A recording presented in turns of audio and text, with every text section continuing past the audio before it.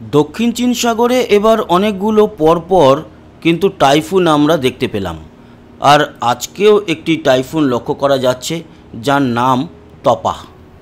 এই দক্ষিণ চীন সাগর থেকে সাধারণত টাইফুনগুলো মায়ানমারের দিকে চলে আসে এবং পরবর্তী সময় আমাদের বেঙ্গলে নিম্নচাপ রূপে প্রবেশ করে। তবে এই যে ঘূর্ণিঝড় তপা, মানে যাকে আমরা টাইফুন বলে থাকি, সেই তপা কিন্তু আসছে না আমাদের বাংলার দিকে। এই তপা মূলত চীনের মধ্যে প্রবেশ করে যাবে, আর আজকেই রাতের দিকে এর ল্যান্ডফল রয়েছে। তাই এই যে ঘূর্ণিঝড় বা টাইফুন, সেটা নিয়ে একটা আপডেট দিলাম বটে, কিন্তু গুরুত্বপূর্ণ সেরকম কিছু নয়। যাই হোক, আমাদের এবার কিন্তু বঙ্গোপসাগর বা আরব সাগরে এবছর 2025-এ মে, জুন, জুলাই কোনো মাসেই কোনো সাইক্লোন তৈরি হয়নি। এটা একটা ভালো দিক। তবে এবছর নিম্নচাপ পরপর তৈরি হয়েছে। তো বন্ধুরা, আজ হচ্ছে গিয়ে 7ই সেপ্টেম্বর 2025 এবং আজ হচ্ছে রবিবার। আজকের আপডেট নিয়ে চলে এলাম আবহাওয়ার, আর লক্ষ্য করব আমাদের বাংলার পরিস্থিতি। দেখুন, আমাদের বাংলায় এই মুহূর্তে কোথাও কিন্তু আমরা কোনো সতর্কতা দেখতে পাচ্ছি না। তবে রাজস্থান আর গুজরাটের দিকে সেই যে সতর্কতা, সেটা কিন্তু রয়েছে। আজকে মূলত আকাশ থাকবে পরিষ্কার, ফলে মানে বিশেষ করে দক্ষিণবঙ্গে এবং দক্ষিণ বাংলাদেশ, ত্রিপুরাতেও। তাই রাতের দিকে আজকে যে চন্দ্রগ্রহণ রয়েছে, আমাদের দক্ষিণবঙ্গের জেলাগুলোর সমস্ত মানুষরা চাক্ষুষ করতে পারবেন এবং বাংলাদেশ থেকেও। তবে বাংলাদেশের উত্তরে এবং আমাদের উত্তরবঙ্গে কিছুটা মেঘ, কিছুটা বৃষ্টি থাকছে। এই মুহূর্তেও কিন্তু উত্তর দিনাজপুর এদিকে আমরা লক্ষ্য করতে পারছি, বাংলাদেশের পঞ্চগড়, ঠাকুরগাঁও, বোদা, জলঢাকা, আর আমাদের জলপাইগুড়ি, ধূপগুড়ি, শীতলকুচি, দিনহাটা, এই সমস্ত জায়গায় মেঘ রয়েছে। দক্ষিণ দিনাজপুরেরও কিছু জায়গাতে মেঘ লক্ষ্য করা যাচ্ছে, মালদাতে হালকা পাতলা মেঘ। যদি আবহাওয়ার রাডার দেখি, তাহলে বৃষ্টি হচ্ছে উত্তর দিনাজপুরে আর শীতলকুচি, দিনহাটার দিকে, তবে কম পরিমাণ। এই হচ্ছে গিয়ে পরিস্থিতি।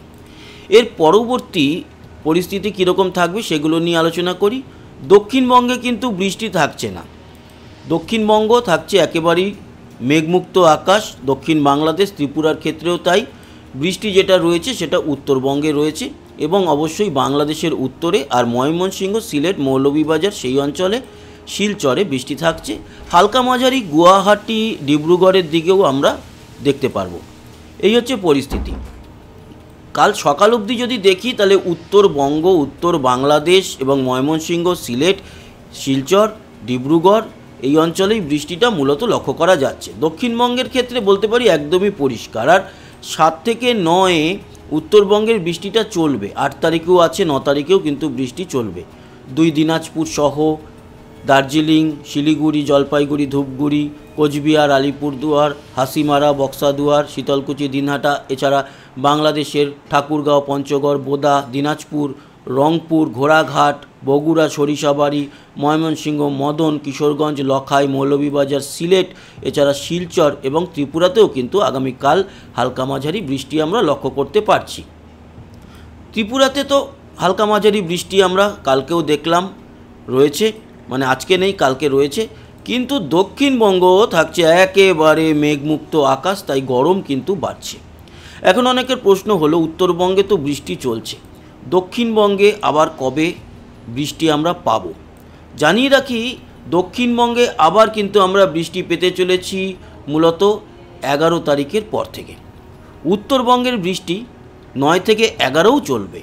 এবং শুধু উত্তরবঙ্গ বললে হবে না, উত্তরবঙ্গের সাথে সাথে উত্তর বাংলাদেশ, কলাই, বগুড়া, এছাড়া ময়মনসিংহ, সিলেট, মৌলভীবাজার, বিশ্বম্বরপুর এবং আসামের শিলচর, এছাড়া আমাদের উত্তরবঙ্গের বিশেষ করে শীতলকুচি, দিনহাটা, কোচবিহার, আলিপুরদুয়ারে ভারী বৃষ্টি থাকবে 9 থেকে 11। কিন্তু দক্ষিণবঙ্গ, দক্ষিণ বাংলাদেশ মূলত পরিষ্কারই থাকছে। ত্রিপুরাও মোটের উপর পরিষ্কারই থাকছে 9 থেকে 11। পরিবর্তনটা হচ্ছে 11 তারিখের পর থেকে। 11 তারিখের পর থেকে আমাদের দক্ষিণবঙ্গেও কিন্তু বৃষ্টি শুরু হবে। মূলত 12 তারিখ এই বৃষ্টিটা আমরা লক্ষ্য করতে পারবো।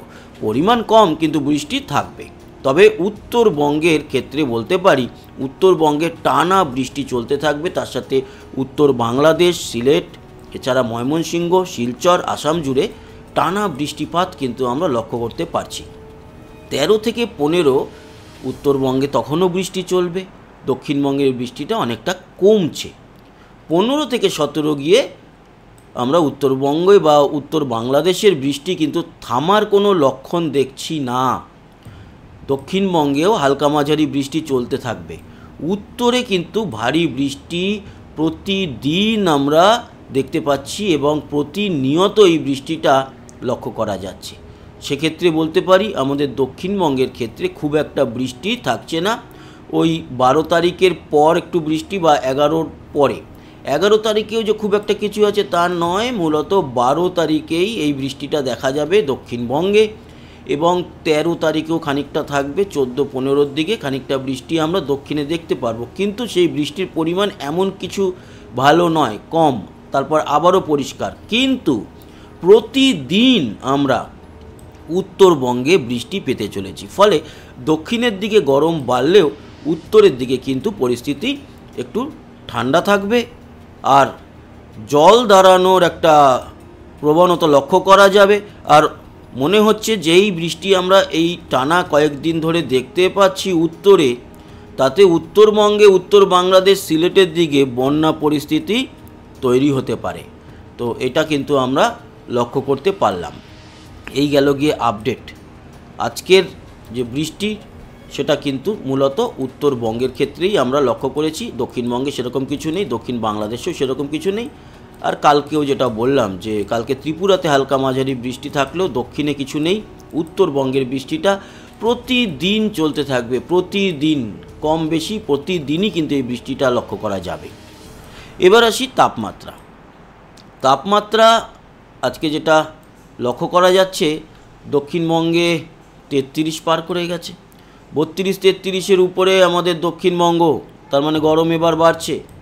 উত্তরবঙ্গের ক্ষেত্রে অনেকটা কম, 27 থেকে 30-এর মধ্যে উত্তরবঙ্গ, সেরকমই মালদায় 33, কিন্তু উত্তর দিনাজপুরে 30, দক্ষিণ দিনাজপুরে 32। এই মালদার পর থেকে কিন্তু আবহাওয়াটা অনেকটা ঠান্ডা পরিস্থিতি।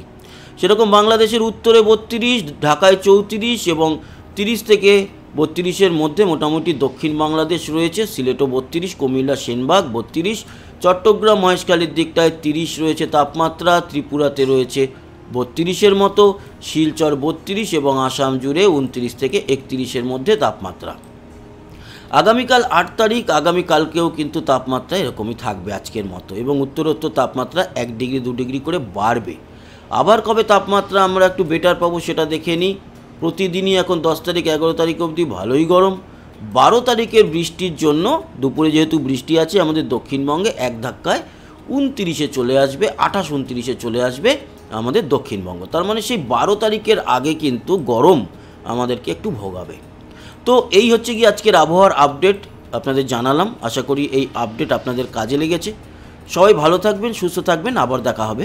টাটা।